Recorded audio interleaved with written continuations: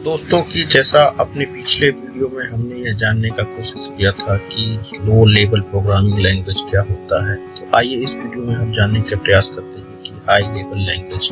High level language एक programming भाषा होती है जिसे प्रोग्रामर मशीन से कम्युनिकेशन करने को सरल और सुविधाजनक बनाने के लिए डिजाइन किया गया है।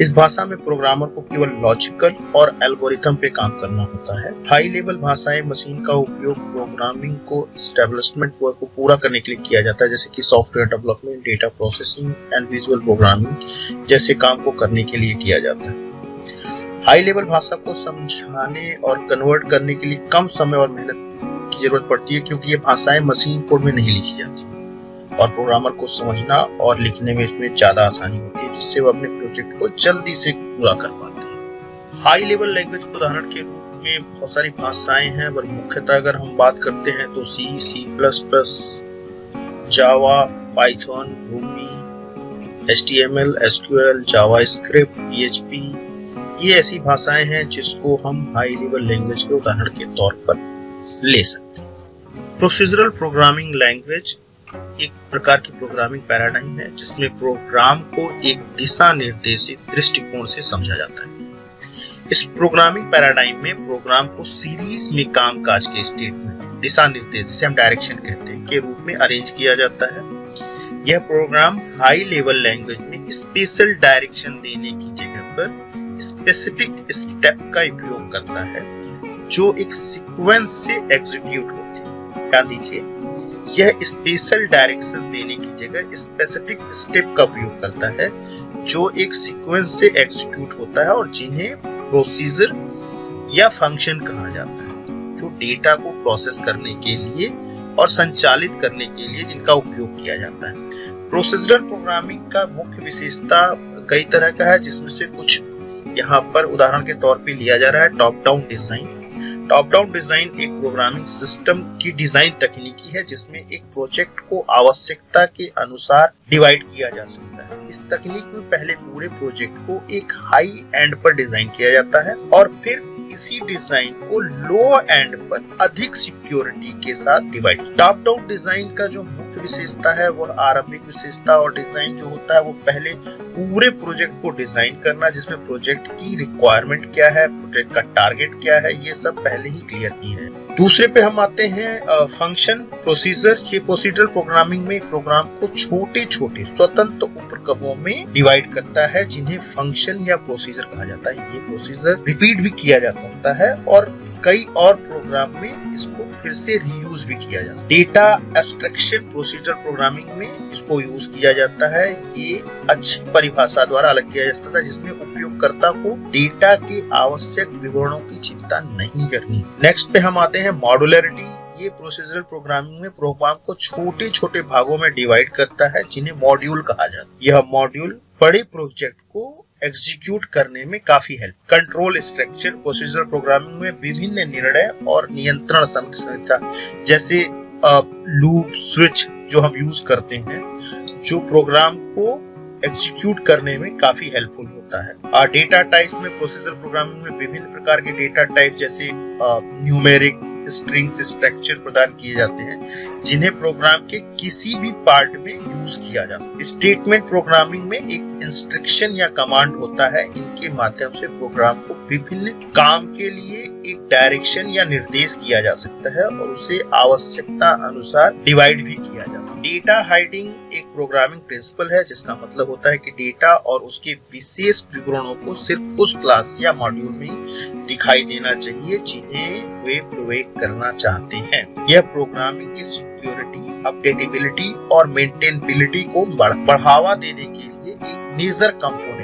स्केपेबिलिटी एक प्रोग्रामिंग और सॉफ्टवेयर डिजाइन का एक प्रिंसिपल है, जिसका मतलब होता है कि एक विशेष स्थिति में सिस्टम या प्रोग्राम से बाहर निकलने की क्षमता होनी चाहिए। इसका मुख्य उद्देश्य सिक्योरिटी और स्टेबल सॉफ्टवेयर को बनाने के लिए इसका उपयोग किया जा सकता है। स्केपेबिलिटी का मतलब होता है कि उपयोगकर्ता को सुरक्षा, जो भी सिक्योरिटी है वो फर्स्ट प्रायोरिटी होना चाहिए, सॉफ्टवेयर की सिक्योरिटी और उसकी प्राइवेसी पहली प्रायोरिटी। डेटा सिक्योरिटी एक सिक्योर सॉफ्टवेयर के लिए यूज किया जाता है, इसमें किसी भी प्रकार के डेटा को अनचाहे या अनवांछित किसी और मतलब थर्ड पार्टी तक पहुंचने से बचाने के लिए उपयोग उपयोगकर्ता को डेटा को सिक्योर बनाने के लिए इस कैपेबिलिटी एक major part. Object oriented programming language वो प्रोग्रामिंग लैंग्वेज है जो रियल वर्ल्ड के ऑब्जेक्ट को रिप्रेजेंट करती है और प्रोग्रामिंग को इन्हीं ऑब्जेक्ट के संबंध और विशेषताओं को समझाने के आधार पर अरेंज। ऑब्जेक्ट ओरिएंटेड प्रोग्रामिंग जो मूल उद्देश्य है वो डेटा और उसके साथ संबंधित ऑपरेशन को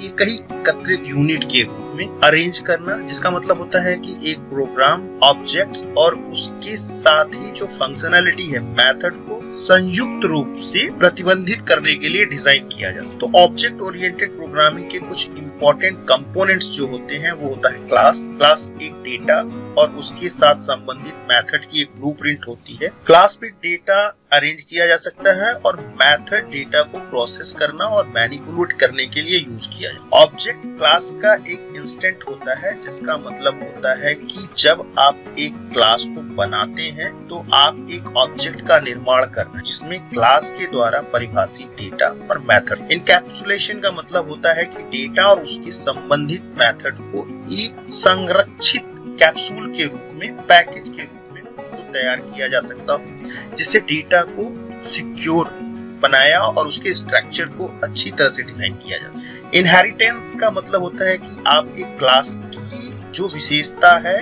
उसको दूसरे क्लास में भी यूज कर सकते हैं या उसको बदल सकते हैं। यह कोड को रीयूज करने के लिए इसको बढ़ावा देता है, मतलब कोड को हम रीयूज भी कर सकते हैं, थोड़ा बहुत उसमें चेंजेस करें। पॉलीमॉर्फिज्म का मतलब होता है कि आप एक ही मेथड को विभिन्न तरीकों से उपयोग कर सकते हैं। यह कोड को आसानी से अरेंज करने में आपकी हेल्प करता है और कई तरह के डेटा टाइप्स को ये सपोर्ट भी करता है। सो ऑब्जेक्ट ओरिएंटेड में अगर हम बात करें तो इसमें मेन जो प्रोग्रामिंग लैंग्वेज है उसमें Java, Python, C sharp, Ruby, PHP, स्कल। यहाँ पे हमने एक छोटा सा प्रोग्रामिंग लैंग्वेज का एग्जांपल भी दिखाया है कि इस पे किस तरह से ये क्लास में डिफाइन करके इसको एक कोड लिखा गया है। पॉलीमॉर्फिज्म एक फीचर है ऑब्जेक्ट ओरिएंटेड प्रोग्रामिंग में, इसका यूज किया जाता है जहां एक ही नाम के फंक्शन या ऑपरेशन को डिफरेंट तरीके से ट्रीट किया जा सकता है ताकि आप फंक्शन को बदले बिना विभिन्न तरीके से इस्तेमाल कर सकते हैं। उदाहरण के तौर पर छोटा सा कोड आप देख सकते हैं जिसमें क्लास में एनिमल, डॉग और कैट को डिफाइन किया जाता है।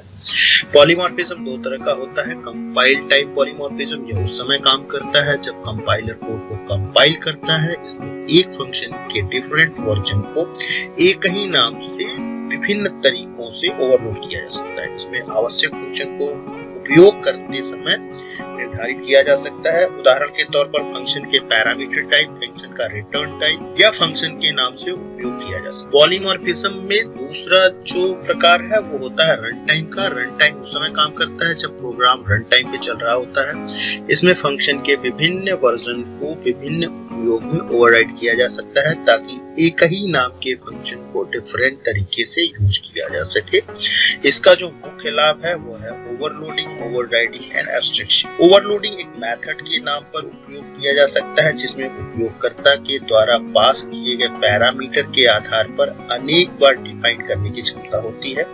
जब एक मेथड के नाम से एक से अधिक बार उसे डिफाइन किया जाता है और पैरामीटर लिस्ट अलग होती है, मेथड ओवरराइडिंग या एक सुपर क्लास मेथड को उसके सब क्लास में फिर से डिफाइन करने की क्षमता रखता है। जब सब क्लास में सुपर क्लास मेथड का नाम, पैरामीटर लिस्ट और रिटर्न टाइप सेम होता है तो उस मेथड को ओवरराइड करता है। एब्स्ट्रैक्शन यह एक डेटा टाइप या मेथड की एक स्ट्रक्चर फॉर्म की बनावट होती है जो कि उसके सभी स्थानों में प्रदर्शित। यह अब्स्ट्रैक्ट फॉर्म की किसी खास पार्ट को सभी आइटम के लिए आइडेंटिफायर की तरह इस्तेमाल किया जाए। फंक्शनल प्रोग्रामिंग ये भाषाएं प्रोग्रामिंग पर सिंपलिसिटी को बढ़ावा देने में मदद करती हैं और इन्हें आमतौर पर एडवांस और लॉजिकल फोकस प्रोग्रामिंग के लिए उपयोग किया जा सकता है।